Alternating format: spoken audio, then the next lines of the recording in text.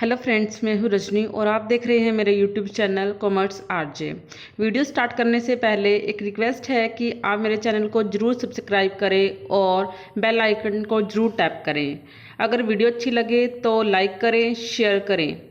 तो चलिए स्टार्ट करते हैं आज के टॉपिक को। और आज का टॉपिक है हमारा accounting concept. Accounting concept start करने से पहले हम एक एग्जाम्पल से स्टार्ट करना चाहेंगे। एक एग्जाम्पल लेते हैं। हर एक किसी घर के कुछ रूल्स होते हैं, रेगुलेशंस होते हैं ताकि घर को स्मूथली रन किया जा सके। जैसे हमारे घर में एक रूल है कि रात का खाना सभी इकट्ठे बैठकर खाते हैं। तो इसके दो बेनिफिट होते हैं, एक तो सारे टाइमली घर पे आ जाते हैं और दूसरा इसका बेनिफिट होता है कि जो भी बातें होती है वो शेयर कर लेते हैं एक दूसरे से। इससे बात में इंटरेक्शन बना रहता है। तो ऐसे ही अकाउंटिंग कंसेप्ट है। अकाउंटिंग कंसेप्ट वो रूल्स होते हैं, रेगुलेशंस होते हैं, वो अजम्पशंस होते हैं जिनको ध्यान में रखते हुए फाइनेंशियल अकाउंट्स को या फाइनेंशियल स्टेटमेंट को तैयार किया जाता है ताकि फाइनेंशियल अकाउंट्स को अच्छे से तैयार किया जा सके और बाद में कोई दिक्कत ना हो।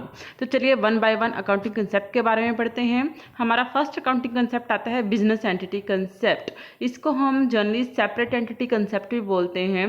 बिजनेस एंटिटी कंसेप्ट क्या है कि जैसे ही किसी कंपनी का रजिस्ट्रेशन होता है तो एक बिजनेस की अलग से आइडेंटिटी बन जाती है। बिजनेस की अलग आइडेंटिटी है और उसके ओनर की अलग आइडेंटिटी है। दोनों अलग अलग आइडेंटिटी हैं, दोनों सेम नहीं है। बिजनेस के अपने एक्सपेंस होंगे, अपनी इनकम होंगी, अपनी एसेट्स होंगी और अपनी लाइबिलिटीज होंगी। सेम ऑनर के अपने एक्सपेंस इनकम अलग हैं। दोनों के एक्सपेंसेस और इनकम को हम मिक्सअप नहीं कर सकते हैं। तो इसलिए जब भी ओनर बिजनेस के अंदर कैपिटल इन्वेस्ट करता है या कोई भी अमाउंट इन्वेस्ट करता है तो बिजनेस उसे बैलेंस शीट की लाइबिलिटी साइड दिखाता है, उसे लाइबिलिटी मानता है और इसलिए वो कैपिटल के ऊपर इंटरेस्ट भी प्रोवाइड करता है ओनर को। तो सेम अगर बिजनेस ऑनर से कुछ भी फ्री में ले नहीं रहा तो वो ओनर को फ्री में देगा भी नहीं। अगर वो इंटरेस्ट ऑन कैपिटल प्रोवाइड कर रहा है तो अगर ओनर कुछ भी ड्राइंग करता है तो वो ड्राइंग के ऊपर इंटरेस्ट भी चार्ज करेगा। तो इस तरीके से बिजनेस की एक अलग आइडेंटिटी है, अपना अलग नेम होगा, अपना एड्रेस होगा। फॉर एग्जाम्पल मान लीजिए सैमसंग कंपनी का एग्जाम्पल लेते हैं।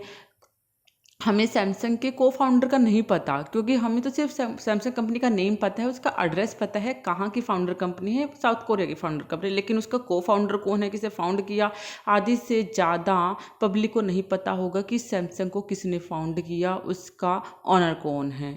तो इसी तरीके से बिजनेस की अपना एक अलग नेम है, अलग एड्रेस है। तो सेकेंड हमारा कंसेप्ट आता है money measurement concept. Money measurement concept को हम मेजरेबिलिटी कंसेप्ट भी बोलते हैं।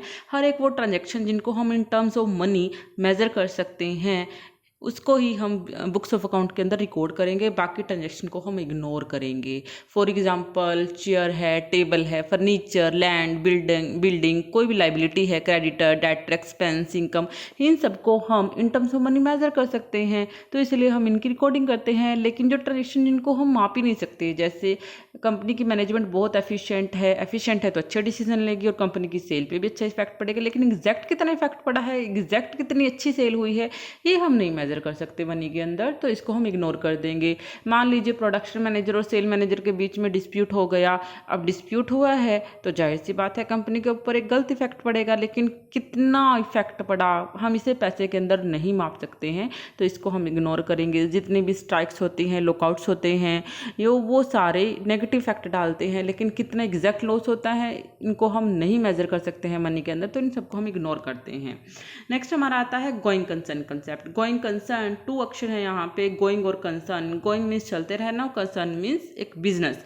तो कोई भी बिजनेस अगर आज सेटअप किया गया है तो इस इंटेंशन से सेटअप किया जाएगा कि हमारा बिजनेस लंबे टाइम तक चलेगा और हमेशा चलता ही रहेगा और खूब तरक्की करेगा, खूब ग्रोथ करेगा। कोई भी बिजनेस इस इंटेंशन से सेटअप नहीं किया जाता है कि अगर हमने आज बिजनेस को सेटअप किया है तो कुछ महीनों में या कुछ सालों में उसको हम बंद कर देंगे। नहीं, अब बिजनेस को लंबे समय तक चलाने के लिए बहुत सारी एसेट्स परचेज की जाती है, लोन लिया जाता है ताकि कंपनी को स्मूथली या बिजनेस को स्मूथली रन किया जा सके। तो इसे ही हम गोइंग कंसर्न कंसेप्ट बोलते हैं। और हमारा लास्ट कंसेप्ट आता है अकाउंटिंग पीरियड कंसेप्ट।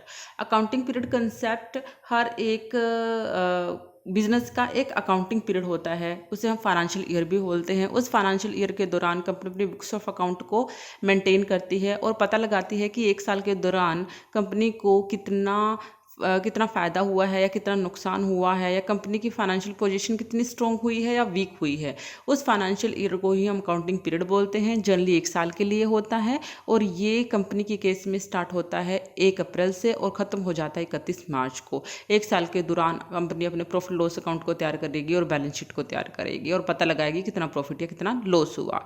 तो जैसे हमारे साधारण लोकल हैं, इनमें हमारा जो न्यू ईयर है, अकाउंटिंग पीरियड को हम न्यू ईयर बोलते हैं और इसको स्टार्ट करते हैं 1 जनवरी से और 31 दिसंबर को स्टार्ट करते हैं। पहले कंपनी के केस में होता था कि कंपनी अपने तरीके से अपनी मर्जी से डिसाइड कर सकती थी कि उसका फाइनेंशियल ईयर क्या होगा, लेकिन अब जो है ये एक फिक्स वो बना दिया गया है कि हर एक कंपनी को 1 अप्रैल से लेकर 31 मार्च तक ही फाइनेंशियल ईयर को मानना होगा।